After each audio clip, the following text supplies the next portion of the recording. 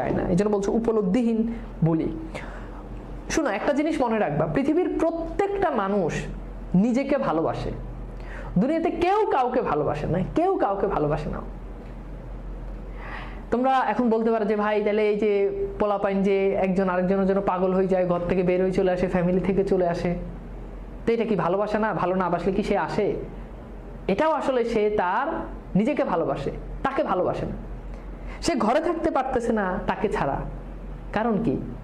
কারণটা হচ্ছে সে ঘরে থাকতে তার কাছে ভালো লাগতেছে না, তার খুব বোরিং লাগতেছে, তার খুব অসহ্য লাগতেছে, তার খুব কষ্ট হচ্ছে। তার যাতে কষ্ট না হয় এই জন্য সে ঘর থেকে বের হয়ে আরেকজনের সাথে পালাই যায়। তার মানে আলটিমেট সে ভালো থাকার জন্যই ঘর থেকে বের হয়ে আরেকজনের কাছে চলে গেছে। সুতরাং সে তার নিজেকে ভালোবাসে, সে তার নিজেকে ভালোবাসে। কেউ নিজেকে ছাড়া কাউকে ভালোবাসে না।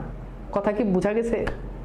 সবাই, প্রত্যেকটা মানুষ কেবলমাত্র নিজেকে ভালোবাসে। যে আরেকজনকে ভালোবাসে, এই ভালোবাসাও সে নিজের জন্য। তার কাছে গেলে তার ভালো লাগে, তার মুখ দেখলে তার ভালো লাগে। এই যে তার ভালো লাগে, তার ভালো লাগাটা সে উপভোগ করার জন্য সে আরেকজনকে ভালোবাসে। খুব ফিলোসফিক্যাল কথা, চিন্তা ভাবনা করে দেখো। আরেকজনের কাছে যাও কেন? আরেকজনের সাথে রেস্টুরেন্টে বসো কেন? তার চেহারা কেন দেখো? তার নিয়ে কেন হাত ধরে ঘুরো? তাকে কেন ফুল কিনে দাও? কারণ এটা করলে তোমার ভালো লাগে।